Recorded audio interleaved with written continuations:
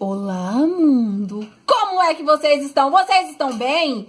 Eu quero ouvir que sim, que vocês estão bem, mas se não estiver, vamos todos elevar as nossas vibrações e pensar que tudo logo vai se resolver. Afinal de contas, a gente atrai tudo aquilo que a gente pensa, não é verdade? Então, pensamento positivo, gente.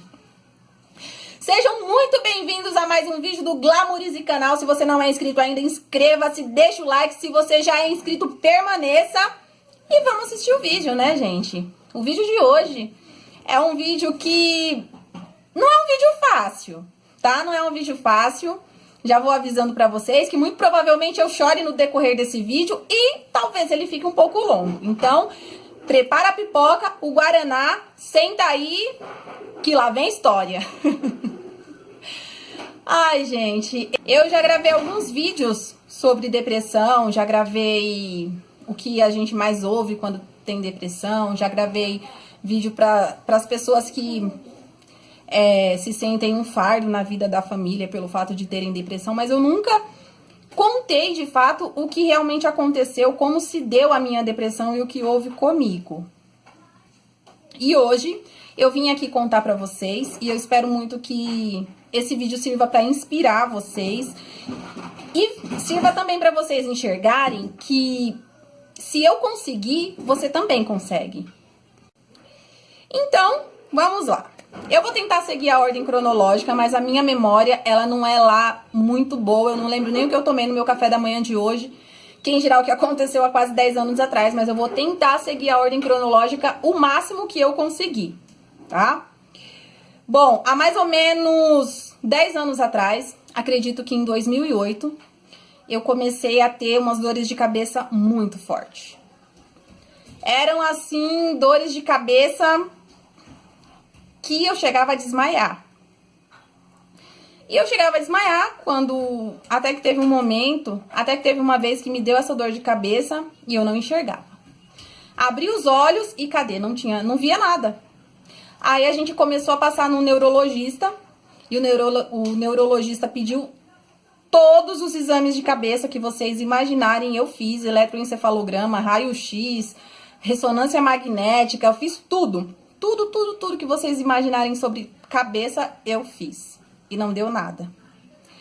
Até que um dos médicos, um dos neurologistas, né, porque eu acabei mudando, porque não encontrava nada, e a gente foi e mudou. Aí ele pegou, olhou e falou assim, olha, o seu caso, olha, você precisa passar com um psiquiatra. E aí veio aquele preconceito nosso de cada dia, que eu pensei o quê? Eu não sou louca, não vou passar, não sou doida. Mas eu fiz aquela cara de paisagem, fingi que tava aceitando tudo que o médico tava dizendo. E aí ele foi e me perguntou da minha rotina, como era a minha rotina. E na época era uma rotina muito agitada. Eu trabalhava, fazia faculdade no final de semana, fazia curso. E ainda queria limpar a casa, sair com o namorado, queria fazer trabalho da faculdade, queria dar conta de tudo, me achando a Mulher Maravilha. E quando eu contei isso pro médico, ele olhou pra mim e falou assim, você tem que desacelerar. Você vai ter que abrir mão de alguma coisa. Da faculdade, você tem que trancar. Eu falei, doutor, não tem como. Então, você tem que ver a sua carga horária no trabalho. Eu falei, doutor, eu preciso trabalhar. Então, vê esse curso, vê se você consegue deixar. Na época, eu fazia curso de inglês. E aí, eu falei, tá bom, doutor, eu vou ver o que eu posso fazer. E sabe o que eu fiz? Nada. Continuei na mesma rotina e as dores de cabeça começaram a ficar cada vez mais recorrentes. E cada vez era uma coisa, uma hora eu me desmaiava, outra hora eu demorava pra voltar, outra hora eu ficava sem respirar, outra hora eu voltava e não enxergava nada. E aí eu falei, vamos no psiquiatra. E eu fui no psiquiatra até que ele me diagnosticou com um transtorno bipolar. Me passou um remédio, só que os sintomas foram aumentando. Eu chorava muito, eu tinha picos de emoções muito extremos, tava muito feliz, depois tava muito triste num curto período de tempo. E a minha família começou a ficar meio alerta. E aí nós voltamos ao psiquiatra pra falar isso, que não tava dando muito certo o remédio. Aí, pra resumir, até eles Quando eles vieram acertar o meu remédio, porque foram várias tentativas, e quando eles vieram acertar o meu remédio, já era um pouco tarde, porque eu já estava tendo alucinações, já estava ouvindo vozes, vendo coisas que não existiam, e eu já estava numa depressão, com um quadro de depressão com surto psicótico. Então eu tinha crises nervosas terríveis, eu queria me machucar, eu queria machucar quem estava à minha volta, eu puxava meu cabelo, eu arranhava meu rosto, era horrível. Até que veio a primeira internação, porque não tinha jeito mais de cuidar de mim em casa. Não tinha mais como, a minha família já tinha feito de tudo. Me dava remédio na hora certa, me levava nas consultas quando tinha que levar, conversavam. Até que teve uma vez que eu tive uma crise nervosa em que eu fiquei quase um ano inteiro sem saber o que estava acontecendo à minha volta. Eu fiquei totalmente alheia ao mundo. Eu vivia num mundo só meu. Eu não sabia meu nome, eu não sabia o que era dinheiro. Eu não sei se os fatos estão na ordem cronológica, por quê? Porque esses surtos, alguns deles me deixaram sem memória. E tem muita coisa do meu passado que eu não lembro. Inclusive, esses dias eu fiquei muito triste porque tem um coração de pelúcia aqui em casa. E eu falei assim pro meu esposo, falei, nossa amor, não lembro onde eu comprei esse coração de pelúcia. E ele olhou pra mim e falou assim, mas você não comprou, eu que te dei. E aquilo me deu um nó no peito, me deu uma sensação de incapacidade, sabe? Eu me senti incapacitada de lembrar de um presente, de uma coisa tão simples, eu não me lembro. Então eu tenho sequelas até hoje, porque eu realmente não me lembro de muitas coisas que aconteceram comigo. Recuperei boa parte da minha memória, graças a Deus. Inclusive, perdi a memória de verdade. A última vez que eu tive crise, eu esqueci completamente dos últimos 15 anos da minha vida, mas isso é assunto para um outro vídeo. E aí veio a minha primeira internação. Fiquei internada, se eu não me engano, 11 dias. E deu tudo certo, né? Fiquei internada, tive alta. Aí eu fui mudando a medicação e quando as coisas estavam entrando no eixo, quando eu tava começando quando a medicação estava realmente começando a fazer efeito, que o médico estava pronto para começar a reduzir a minha medicação, eu descobri que eu estava grávida do meu filho mais velho. E aí ele teve que mudar toda a medicação de novo por conta do bebê. Para que o Henrique não nascesse com nenhum problema de saúde, nenhuma deformação, nenhuma anomalia, né? Graças a Deus ele nasceu super saudável. Mas isso implicou e muito. E aí eu comecei a retroceder. E comecei a ter crises de novo. Comecei a ter tudo de novo. O que eu acho que em quase um ano, quase 2 anos de tratamento. Então, todo o progresso que eu tinha tido em quase 2 anos de tratamento, 2 anos, entre 2 e 3 anos de tratamento, se perdeu no momento em que eu engravidei. Porque teve que fazer uma nova fórmula, com novos remédios. E aí eu comecei a ter crises de novo. Crises e mais crises, crises e mais crises. Eu lembro que eu tive uma crise nervosa pelo simples fato de uma vizinha da minha irmã ter tido o bebê, que era uma menininha, ter tido a bebê dela e eu ainda não tinha, o Henrique não tinha nascido. E eu tive uma crise nervosa por isso. Eu dizia que eu ia pegar uma faca e ia cortar minha barriga e tirar o meu bebê de dentro de mim, porque eu queria que ele nascesse. Então, assim, eram loucuras. Eu cheguei a pegar uma gilete e me machuquei inteira.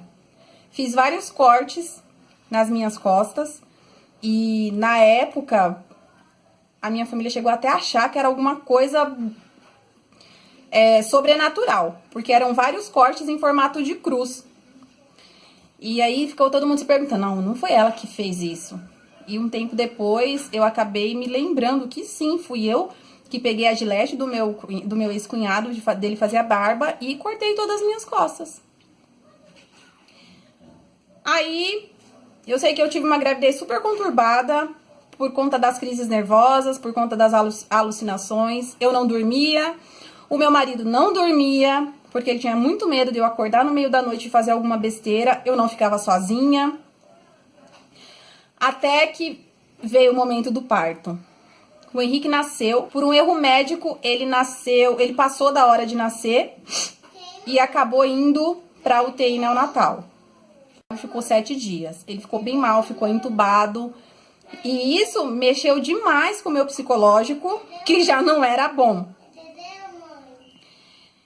E eu ficava tentando me segurar, todo mundo falando que ele ia ficar bem, mas pra mim ele não ia ficar bem. Eu tinha um sentimento de pessimismo muito grande dentro de mim. Aí, depois que ele nasceu, veio a depressão pós-parto.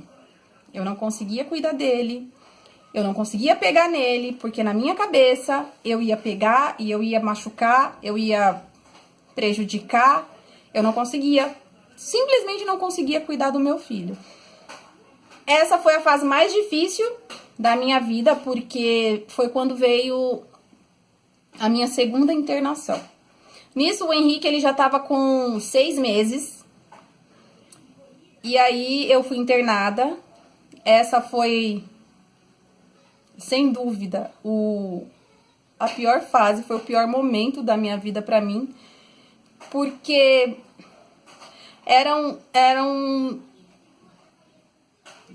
desculpa.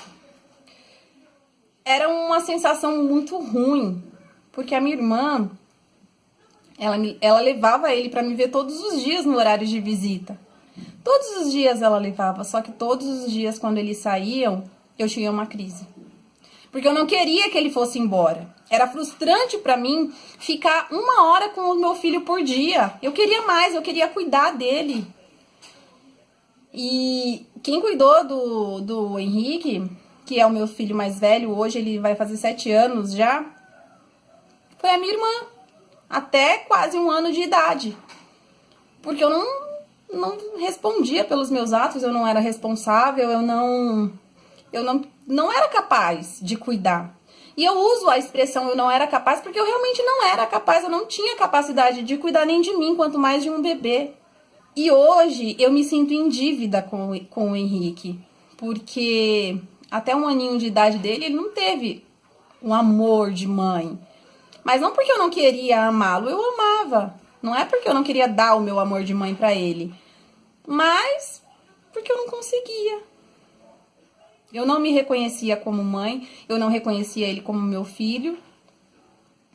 Então, eu fui internada 2 vezes. Então, eu tinha crises horríveis. Eu realmente não me reconhecia, eu não reconhecia quem estava à minha volta. E, pra mim, foi muito importante o apoio da minha família. Sem eles, eu com certeza não ia estar aqui contando essa história pra vocês. Porque eu já tentei tirar a minha vida. Teve uma vez que o meu marido saiu. Quando ele voltou, eu tava embaixo de um cobertor, me balançando no escuro e com o rosto todo ensanguentado, porque eu tinha me jogado da escada. Eu lembro que no momento que ele me perguntou, eu falei que eu tinha caído. Que eu tinha caído e não lembrava. E realmente, na época eu não lembrava, só que eu me joguei. Eu me joguei da escada.